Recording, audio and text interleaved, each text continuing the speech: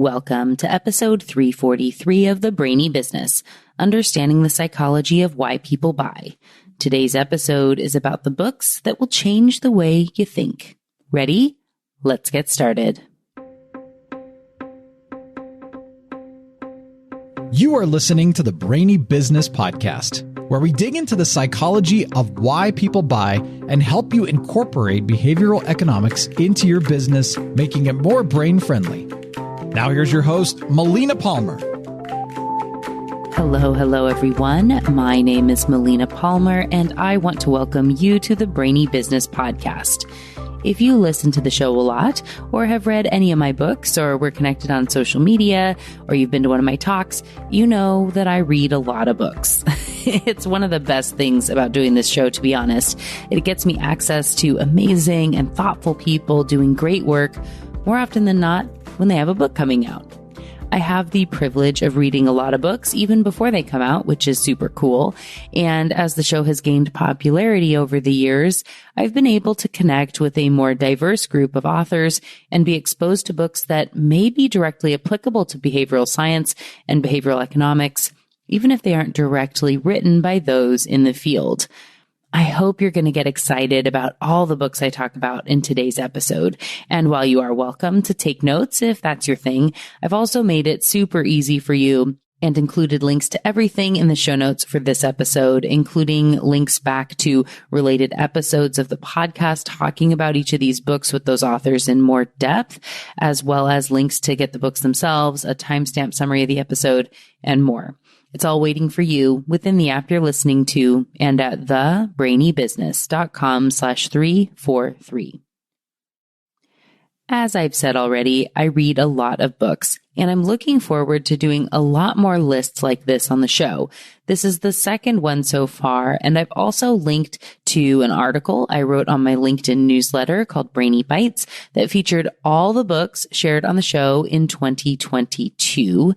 And yes, I am planning to do those moving forward, so keep an eye out for a 2023 book list.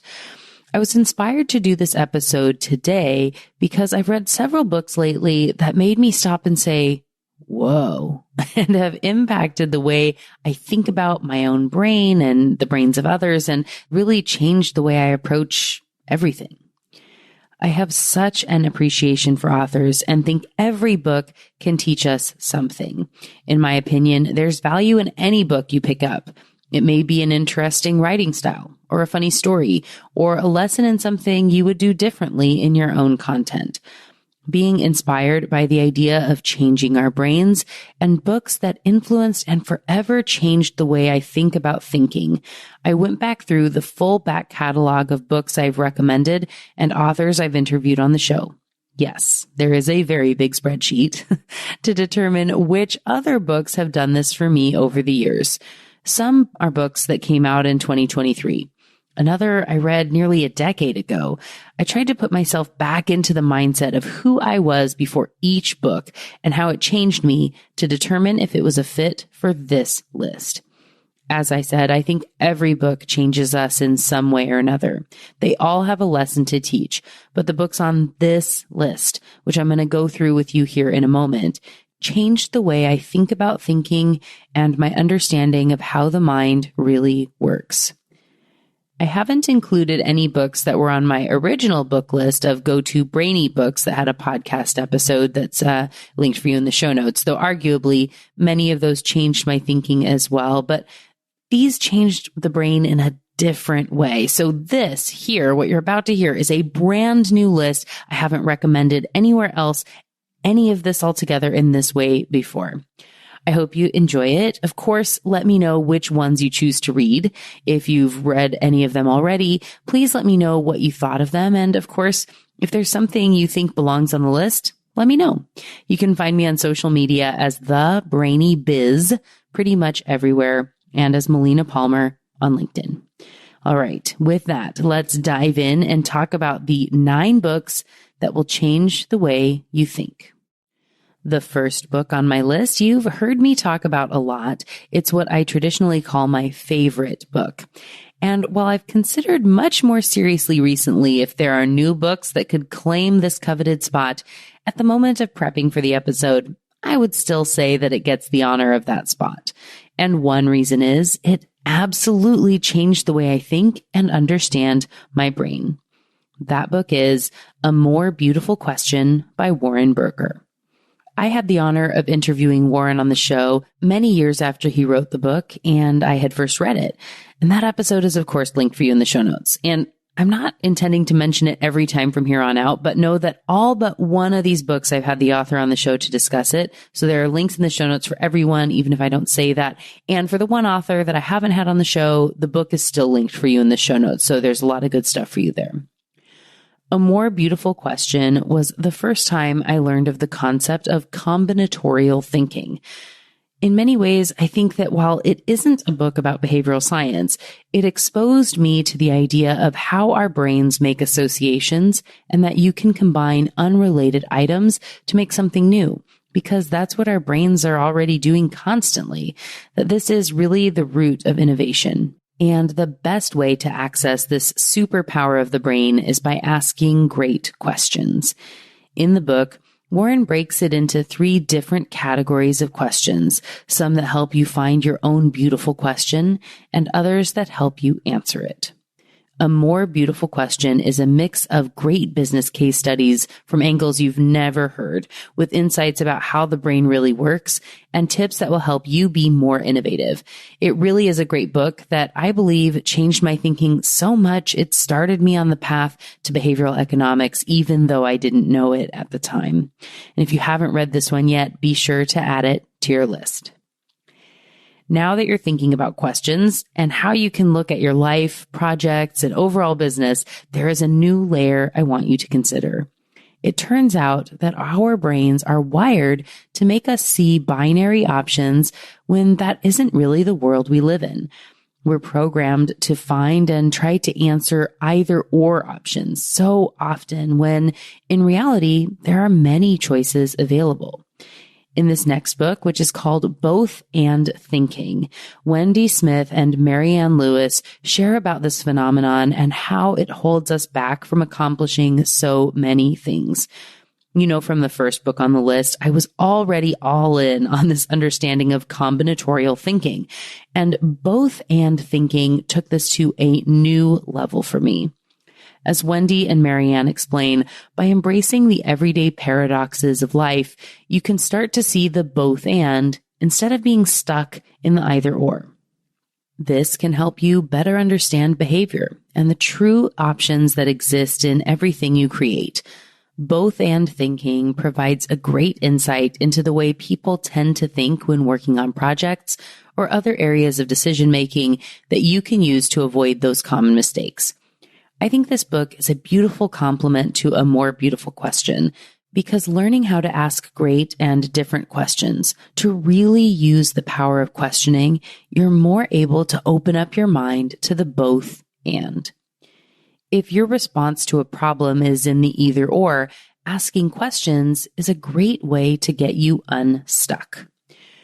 One of the biggest things that really struck me in this book, and something Wendy and I talked about a lot when she was on the show, is the realization that we're living in a world of constant, everyday paradoxes.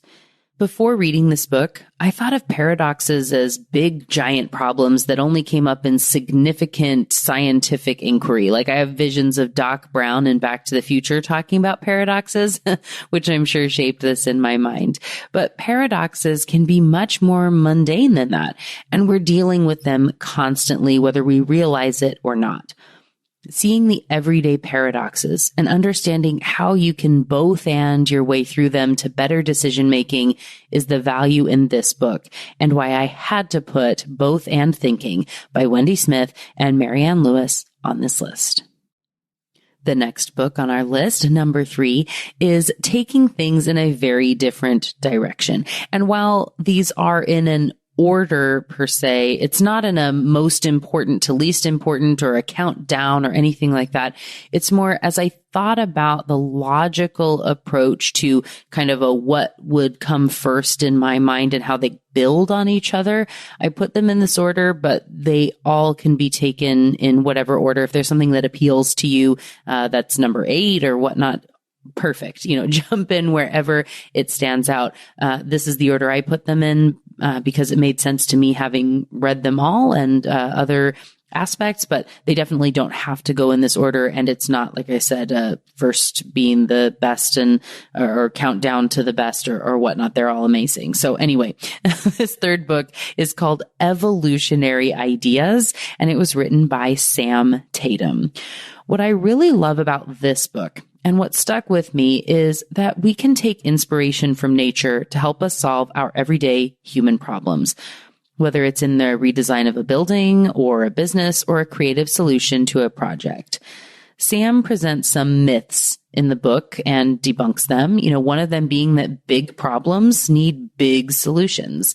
As he says, often the answer to a big problem is something simple, and you just need to learn how and where to look for it. He also shares in the book that every problem has already been solved somewhere in nature. Our task is to find it. One example is the bullet train in Japan, which was able to be completed when the engineer was inspired by a kingfisher. And this reminded me of insights from A More Beautiful Question and combinatorial thinking, specifically for the cheetah prosthetic limb, which was inspired, of course, by the leg of a cheetah, as well as a strong curved blade and some other items. In Evolutionary Ideas, Sam gives so many amazing examples of the world around us, many things I'd never heard before, mixed in with lots of behavioral science and business tips. Even when I knew the behavioral stuff, it had this new and interesting story or a tidbit about animals or plants that I'd never heard. It's a super fun read, especially if you like National Geographic or Planet Earth or anything like that.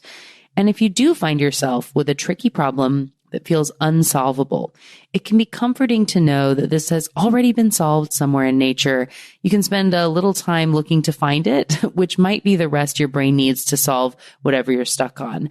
And perhaps you could be doing that learning while reading Evolutionary Ideas to help you find your revolutionary solution based on evolution that can change whatever it is you're working on and definitely change your mindset and your brain as you think about problems in business. Moving along to our next book on the list, this is called Metaphors We Live By and is written by George Lakoff and Mark Johnson. A huge shout out to Sarah Thompson for introducing me to cognitive semiotics and the amazing power of metaphors, including this book. Sarah's episode is linked for you in the show notes, and this is the only one where I haven't had either of these authors on the show, but we have had extensive conversation about cognitive semiotics, as I said here, and I've had other episodes about metaphors as well. Again, linked for you in the show notes. So if you're wondering, why are metaphors important? I mean, you probably first learned about them in elementary school. Maybe you focused on them a bit in high school or college, depending on your major, but you probably don't realize how much they impact our lives every single day. Metaphors may feel like colorful ways we help to express ourselves, but research is showing that we don't just use metaphor to embellish conversation. We actually think in metaphor. And get this, as much as every 20th to 25th word is a metaphor that you're using every day, everyone, everybody, everywhere. Every 25th word conservatively being a metaphor, it's amazing. We don't realize how often we use metaphors. And it is important to understand this so we can better communicate with anyone, especially in business. When you're selling or describing how your product works or pitching for more budget, you're probably mixing metaphors constantly. The problem is this creates unnecessary cognitive load that makes it harder for people to make a decision. If you can simplify and align your metaphors, everything becomes easier. Of course, if you don't know what is and isn't a metaphor, remember every 25th word means there are a lot you're missing. It can be almost impossible to line them all up. This is where Metaphors We Live By comes in. George Lakoff is really the father of this space in cognitive semiotics, how the mind makes meaning. And this book is a great introduction to how he breaks up the metaphors into categories and how they can apply in different areas. It really is fascinating and will change the way you think, talk, act, listen, and so much more. This is an older book now, originally published in 2003, but it's so worth the read. And I expect it's gonna start gaining a lot of traction as the field of cognitive semiotics is growing. As I've said on the show, it's my new area of focus and passion. I think it's fascinating, and I don't think I'm the only one. So if you want to jump onto what I believe is the next big thing, be sure to pick up Metaphors We Live by George Lakoff and Mark Johnson. Our next book is also about semiotics, and technically there are two books here, so you can sort of choose your own adventure based on the titles of what's most applicable to you. Rachel Laws is the author of both Using Semiotics in Retail and Using Semiotics in Marketing. The marketing book was the first one, and she was on the show to promote the retail book when it came out. They're both fantastic. We talked about them both on the show, and they will change the way you think about metaphors, signs, symbols, and so much more.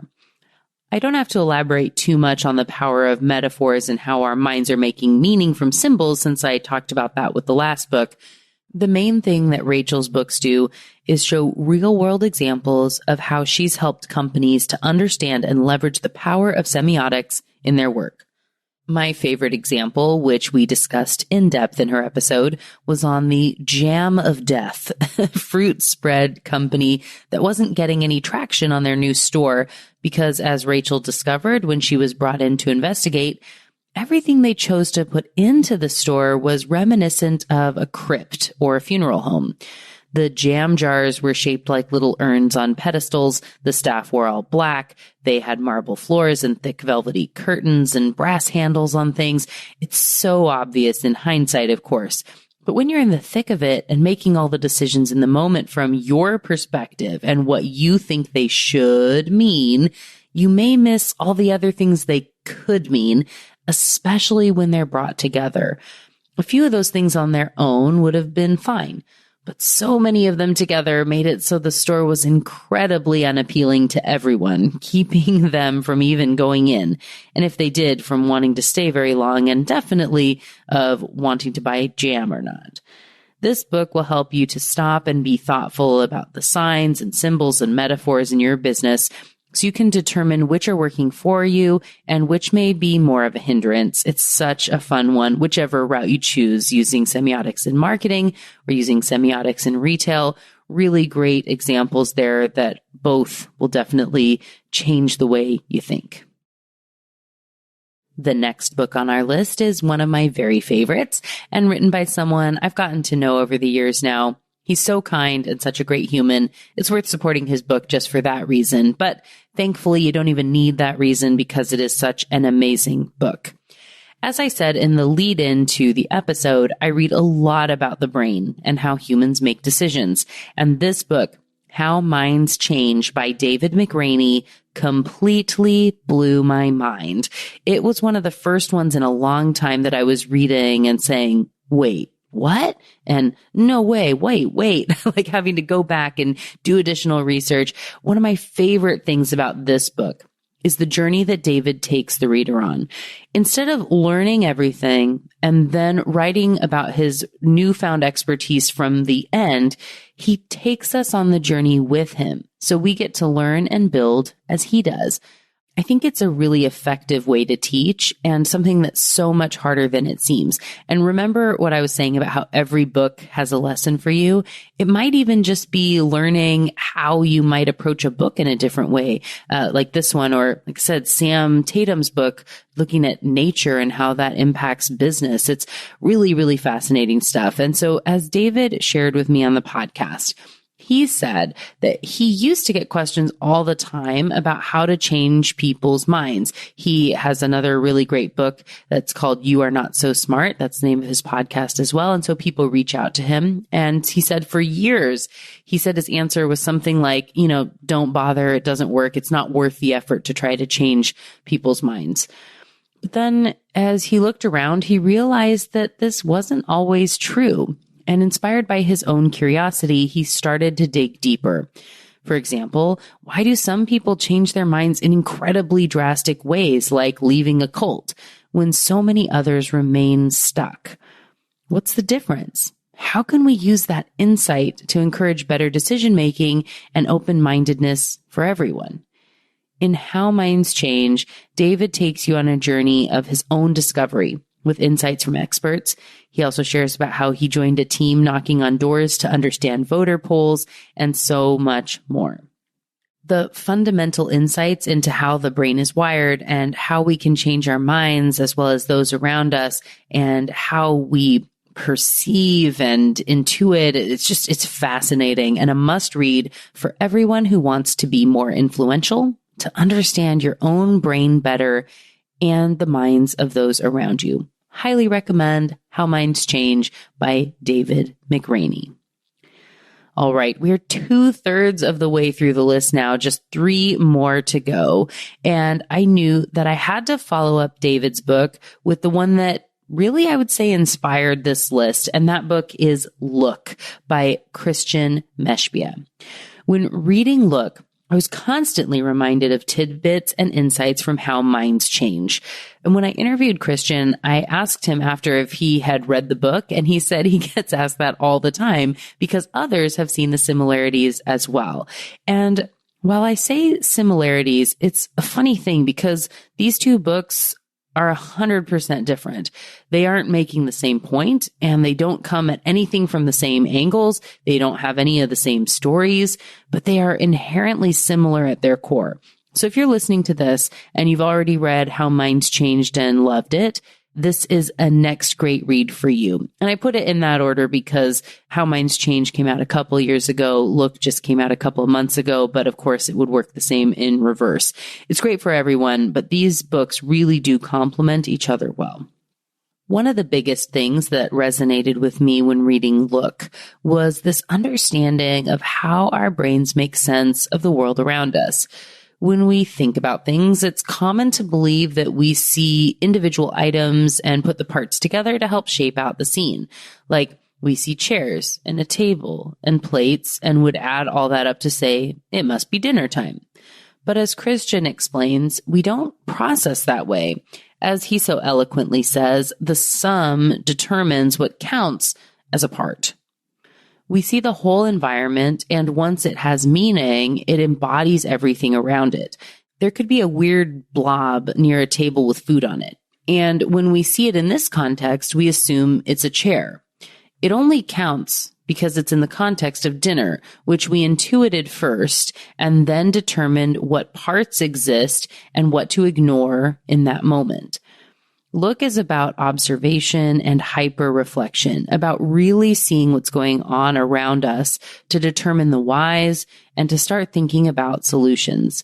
In the book, he shares examples for nonprofit fundraising, and in our conversation, he shares about insights his company gave to Adidas many years ago that completely changed the game for them. Super fascinating stuff. And especially at the beginning of the book, I can almost guarantee you'll have at least half a dozen points where you say, what? No way. And then realize now that it's been pointed out that of course it's true. Much like I said, for me, this thing about the sum determining what counts as a part. Really fascinating, amazing. Love this book and how it's helped me to see the world differently. And I hope you have the same experience. Our next book is one that I've referenced and recommended countless times over the years. It's about how we change and shift through identities throughout the day and how that impacts the way we act, think, and interact with others. This book is called The Power of Us, and it's by Dominic Packer and Jay Van Bavel. As I said, I hope you're seeing the progression as we go through the books on the list, as that was intentional in the order I put them in.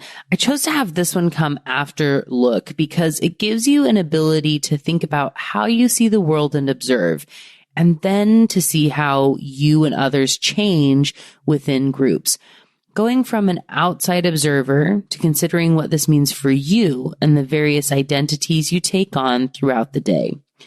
You can use the skills of hyper-reflection that you learn from Christian and have that as a baseline when thinking about identity and our tribal nature for yourself and for others.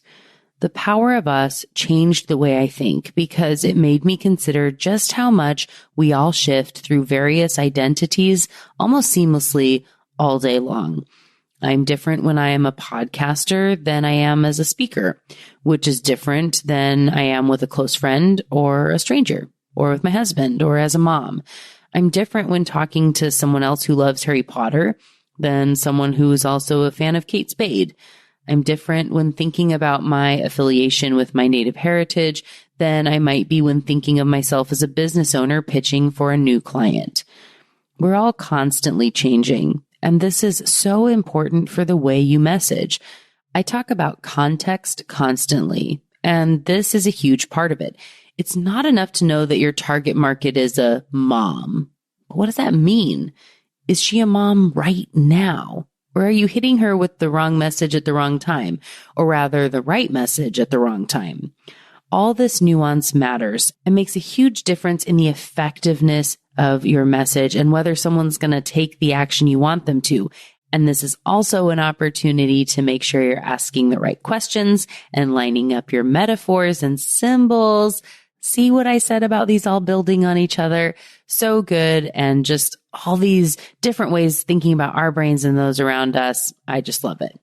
All right. So we're almost there. The last of our 9 books that have changed the way I think about thinking and the way I think about my brain and the brains of others. And hopefully same for you. Can you believe it? We're almost there. This last book is called Selfless, and it's by Brian Lowry. And in many ways, very similarly to how minds change and look go together, I feel like this book is a perfect complement to The Power of Us, which is why I introduced them together. Selfless is all about how our selves are shaped by those we interact with. And you can see how this builds on The Power of Us.